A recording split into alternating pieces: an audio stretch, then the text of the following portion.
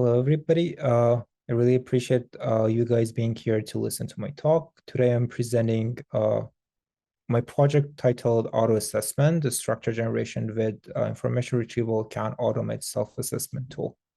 But before getting started on the presentation itself, I wanted to pay my gratitude to our amazing team at Professional Development. So we have Sadaf as a director, for Michael Vary as our staff, and me and Cynthia are the interns for the fall cohort. Just for the context of this presentation, in case somebody is not familiar with our team, we focus on developing content, holding workshops, and basically just educating the community with regards to AI literacy.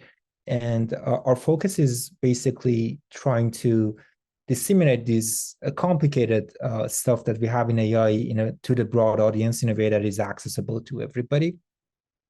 So my project is also related to that as well. So I want to start my presentation with saying that a workshop is only as good as its audience.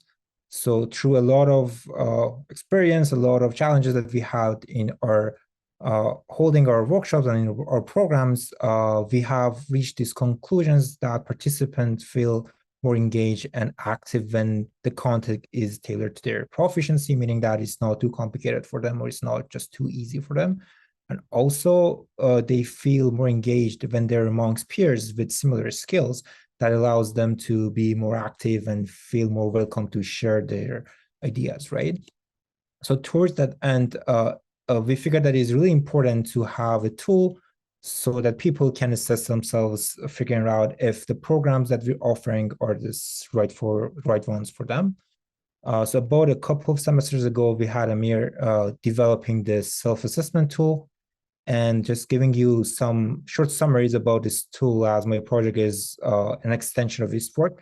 So self-assessment is just basically a quick way to get a sense of how strong one's background is in specific areas that are important to a program. Self-assessment, this tool that we have, contains a variety of concepts, including like math, statistics, CS basics, ML, and data science.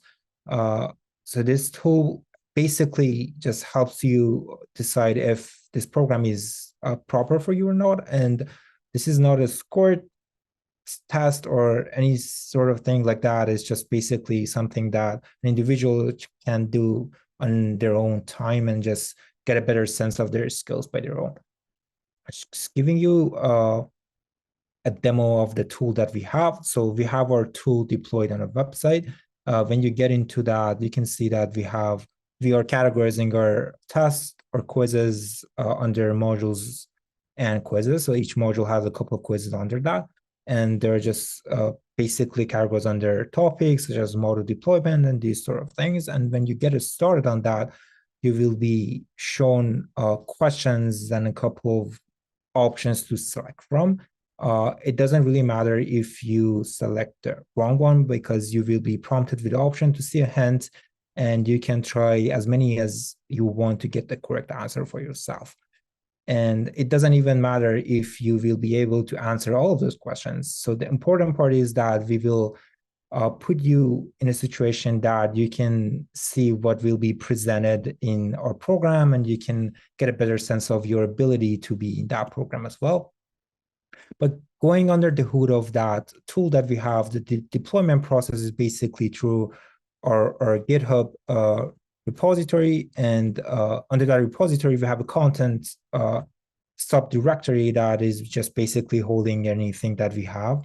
So for each quiz, the main file that we need to modify is a YAML file, and the YAML file is just basically a sequence of structured data, and each structured cell is representing one of the questions that you saw in our demo, right?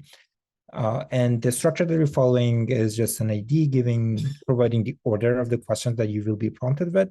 You will be seeing your choices, the question itself, a hint for help, and the solution, of course.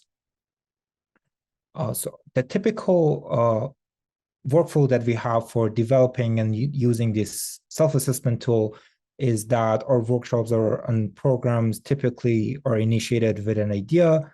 This idea sometimes comes from our industry outlook, and sometimes it comes from internal needs from other vector requirements, other vector programs that are running currently. And once this idea is formed and the scope is clear, we start with taking conventional planning steps, and that is basically just scheduling everything and preparing a lot of documentation on how we will be tackling this workshop or program.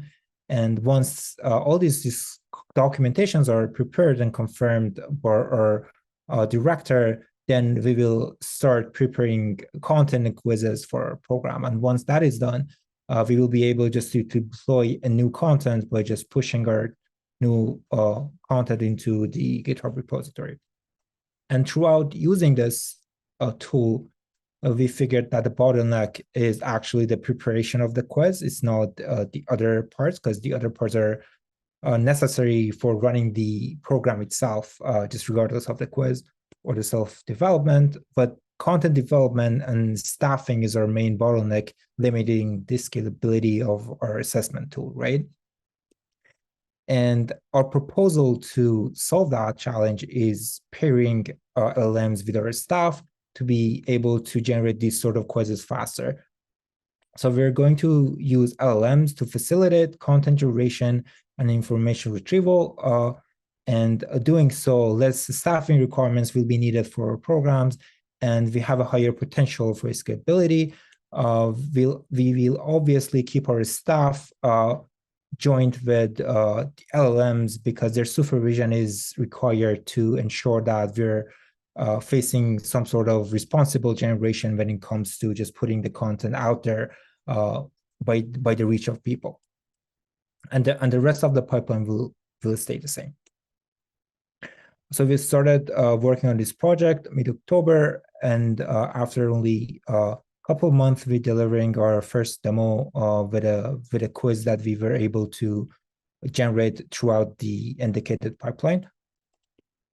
And just getting into the method that we're using to do the task is we will start with a documentation convention step. And that is basically, we wanted to take advantage of all these documentation steps, such as planning and SOW documents, to be able to feed them into the LLM.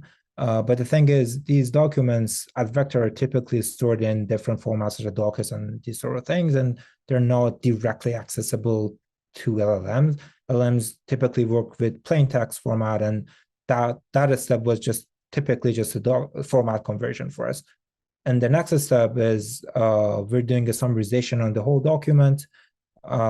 And the reason is that the planning documents include many relevant information, such as dates, names, location, and these sort of things. And we're just trying to only extract the ones that are important to technical spec and the technical aspects of our programs. The next step that we're taking is we're trying to retrieve prerequisites and information for the summary to be used in our next steps. And in step 4, we actually tackle the generation part.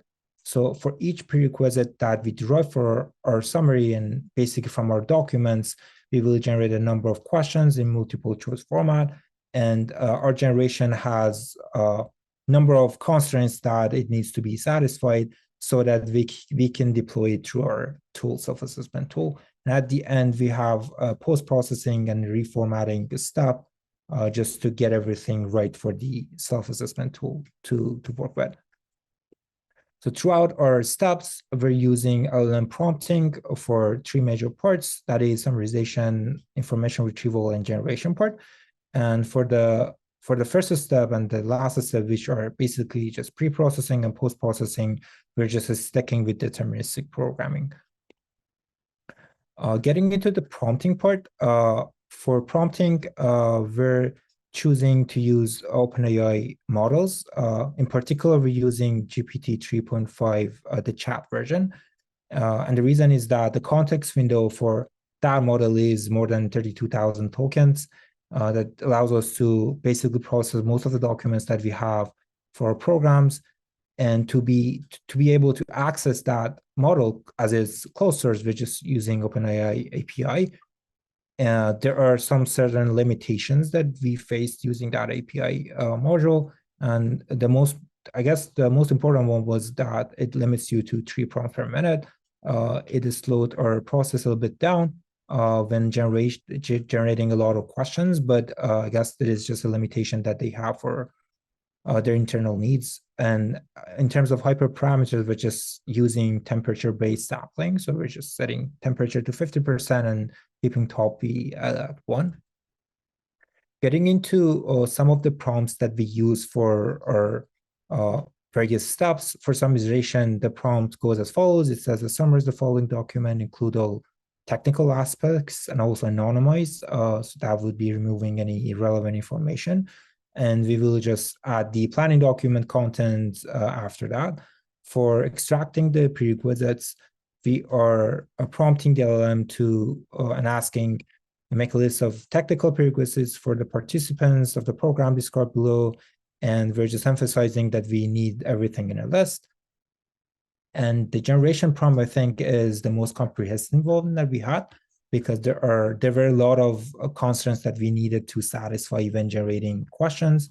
So it goes as follows. It says that it will give you a description of a technical skill, generate multiple questions for multiple choice questions for each concept, provide an answer, a hint for it, and questions should be in a specific format, and within the format that I'm giving you, you're only allowed to change certain things. You're not allowed to modify more than that.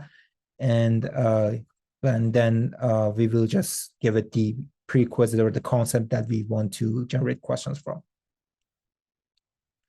All right, so for showcasing the performance of our method, we're using the planning document of one of the program that we ran recently. I see that we have some people from the industry innovation team. So some of you are familiar with this data readiness and model deployment program that we've been running. And just looking at the document, you can see that there are a lot of irrelevant information, including weeks, like people, percentages that we don't really need. And those are like roles, names, and these sort of things, dates, locations.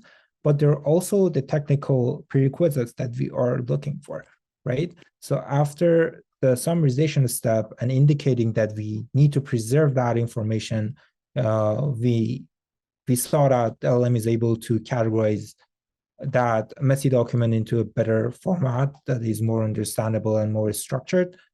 And it is also succeeding in keeping relevant technical information as indicated.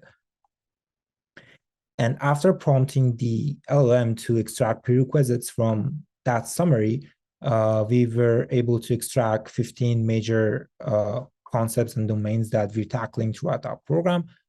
And looking at this list, we figured that it is starting with pretty basic things such as programming Python, and it goes all the way to responsible AI and model monitoring, which are more complicated, I would say, compared with just Python. And the two major components that we figured at this step was that topics are pretty relevant to the information retrieved from our planning document.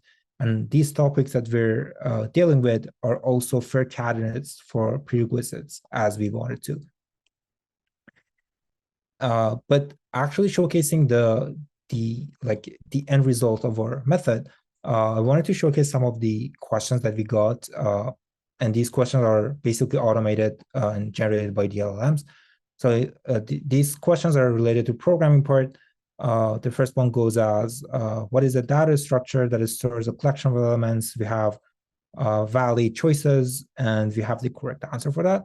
But something that popped up, and it was a little bit interesting, was that sometimes in the hint part, the LLM is just giving away the answer. But I guess for the sake of self-assessment, it is not a pretty big deal, and we don't really need to tackle that because people will be just doing it by themselves. So it doesn't really matter if we just give them too much information or just make it too easy for them. At the end, they will be the people who will be deciding if the program is right for them or not. But getting into, I guess, intermediate concepts such as just machine learning, I'm also showcasing two of the questions that we got from our script. The first one goes like, which algorithm is used for density-based clustering? The answer is DBSCAN. And the second one that we got was which type of model is inspired by the structure and function of the human brain. So something that I want to pinpoint here is that in our planning documents, we don't really have any information about the specifications of machine learning models or even anything about biology or like human brain and these sort of things.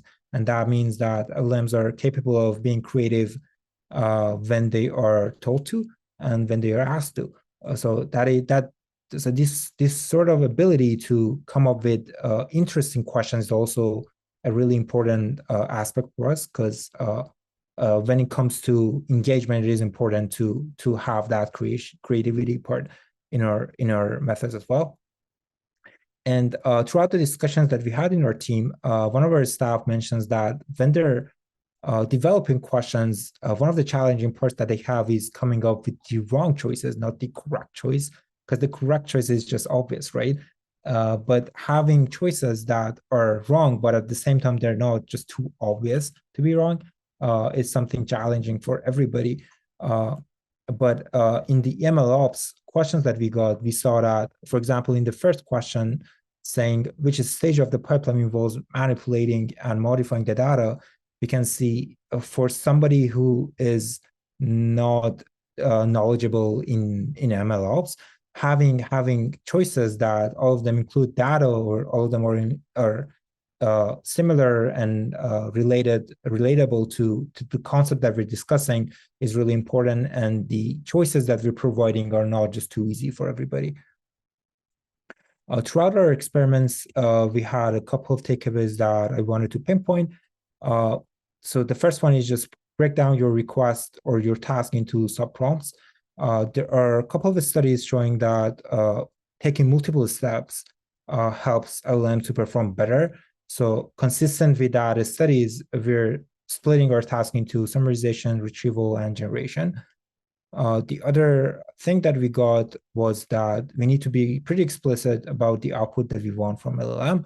So the more explicit you are, the better the LLM is able to provide your needs. So for that reason, we added specific things in our prompts, such as like focus on technical details, or just write the prerequisites in a list, or like only write the questions for me. The third takeaway that we had was we need to use intermediate formats when it comes to structured generation. And this one was a pretty big deal for us, because LLMs in particular are working with tokens, right? So they don't really understand indentation unless they're trained on it and these sort of things.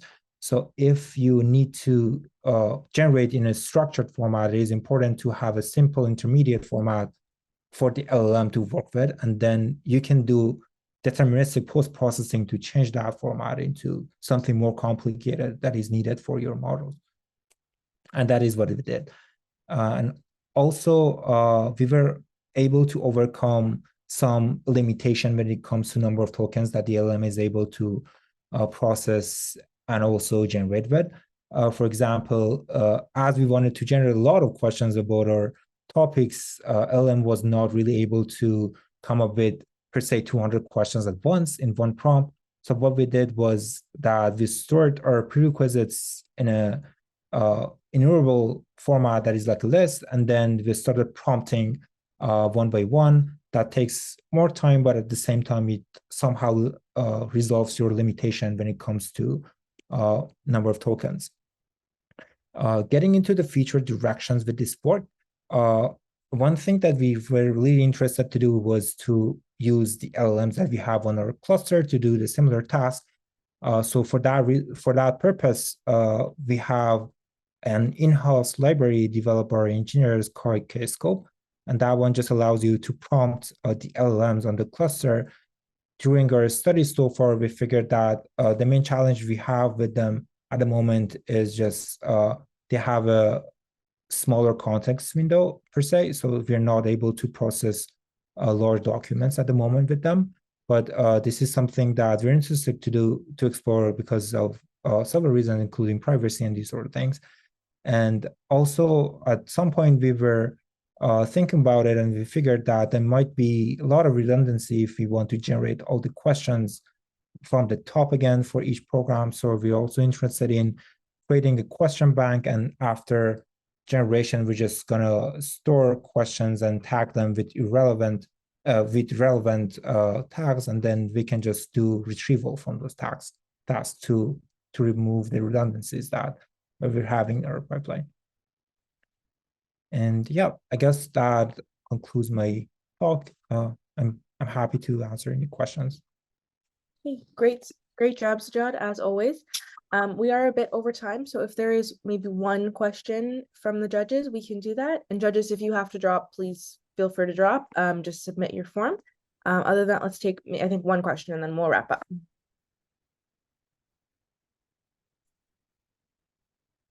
I do have maybe one question. So, Sajad, so it seemed like at the end, some of the questions that were generated, maybe, and even the kind of answers and hints, right, maybe weren't 100% relevant to the technical prerequisites. So, do you have kind of like a scoring process either by a human or even maybe by an LLM like later on to actually show the relevancy of the question with the technical prerequisite? Oh yeah, that is a good question. So for now, we're just keeping that that process by staffing. So it means that at some point we needed a human to go over the questions and make sure that everything is right. So we're just keeping that process under that category as well. But yeah, that was something that our team was also struggling with. But so far, most of the questions are relevant. So I guess the staffing part, the manual part, just comes down to reading everything, just making sure everything is right and selecting the right ones. Yeah, okay, that makes sense. I mean, overall, I love the presentation, by the way. What a creative use of LLMs to help, augment your work. Really, really well done and well presented too. All right, appreciate it.